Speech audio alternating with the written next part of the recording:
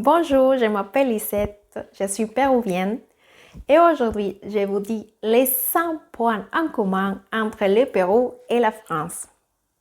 Numéro 1. Les goûts pour la bonne cuisine. Nous savons que la cuisine française et péruvienne sont réputées dans le monde entier. Pour les Français, la cuisine c'est comme une religion. Manger ensemble, manger à table, partager et prendre le temps pour savourer tous les ingrédients, c'est un rituel.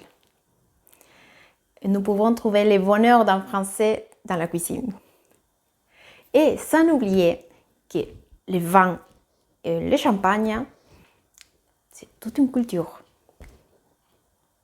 Pour les Péruviens, alors je dois dire que nous, on adore manger bien assaisonné. C'est pas que les sel et les poivres, les épices comptent beaucoup. Et l'heure de manger, n'importe. Vous pouvez trouver à manger, vous pouvez aller dans un restaurant très tard, vous pouvez aller à minuit, à 3 heures du matin ou à 6 heures, et vous trouverez toujours un endroit, et même eux aussi sur la route. Non? Et c'est pas qu'un sandwich, des fois, vous trouverez un plat chaud. Et au Pérou, nous avons 491 plats typiques et 2116 types de soupes. Tout ça grâce à nos ingrédients, à nos légumes, nos fruits, et grâce au territoire, au sol péruvien, qu'on peut récolter plusieurs fois. Par exemple, les bananes, jusqu'à 12 fois. Et numéro 2, le tourisme, une activité économique très importante. En France, il y a des paysages magnifiques. On peut le trouver quand on va à la mer, quand on va à la montagne, ou dans les villages aussi, à la campagne française. Là, il y a des endroits on dirait sont des cartes postales. Il y a des endroits comme par exemple les villages médiévaux, les châteaux, les monuments, et tout ça accompagné de l'histoire et le savoir-faire, tout ça qui attire les étrangers. Et le tourisme au Pérou, c'est pas que le Machu Picchu. Nous avons les lignes de Nazca, nous avons Cuela, et la diversité de paysages, la forêt amazonienne, la flore et la faune. Et je peux vous dire que j'ai fait plusieurs voyages avec des groupes d'ornithologues au Pérou. Et les gens allaient au Pérou juste pour voir les oiseaux. Les lignes de Nazca, un ensemble de géoglyphes gravés sous le sol du désert du Nazca. Nous avons Cuela, une forteresse située au sommet d'une colline. Et dans l'Amazonie, il y a une diversité de paysages, alors des oiseaux. Et il faut aller aussi à la côte péruvienne.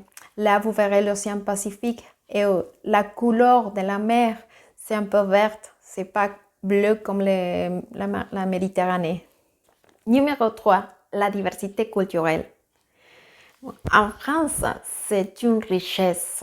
Ça donne l'ouverture sur le monde, ça donne la créativité et en même temps, c'est un défi. Par exemple, dans le travail pour moi, dans l'enseignement ou dans les centres de loisirs, on fait toujours la remarque de les vivre ensemble. Et au Pérou, cette diversité culturelle, on la trouve dans la pluralité ethnique. On la voit à la fois, elle est présente dans la gastronomie. Dans les plats typiques, par exemple, avec le ceviche, lomo saltado, arroz chaufa, on voit tout un mélange de cultures, une fusion.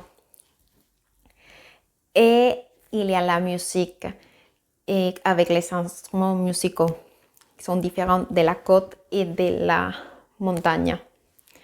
Même à la forêt amazonienne, là, il y a aussi un type de musique.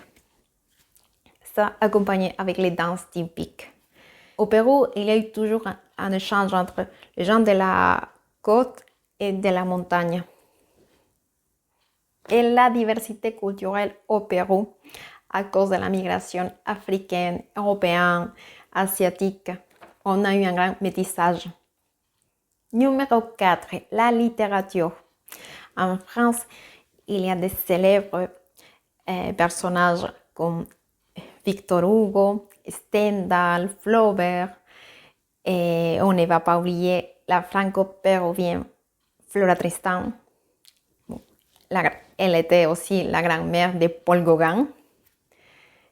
Et au Pérou, nous avons Mario Vargas Llosa, qui a gagné un prix Nobel. Et on a eu aussi César Vallejo, un grand poète. Et pour finir, les révolutions. En France, faire une grève, c'est comme un sport. Les gens ont un caractère fort pour se plaindre, pour faire une révolution. Et ça vient depuis des années. On le sait à cause, on a vu l'histoire, on a vu dans l'histoire. Et au Pérou, nous faisons aussi des grèves et des blocages qui peuvent durer des jours. Et cet esprit révolutionnaire vient de longtemps. Déjà, dans l'époque des Incas, avant la conquête espagnole, il y avait des rébellions. Et après la guerre d'indépendance, après aussi des conflits frontaliers, spécialement avec l'Équateur. Et avec toute cette information, je vous ai donné juste une petite idée de ces points en commun qu'on partage les Français et les Péruviens. Si vous voulez découvrir mon pays, n'oubliez pas de m'écrire ici à cette adresse. Je vous répondrai avec plaisir. Au revoir!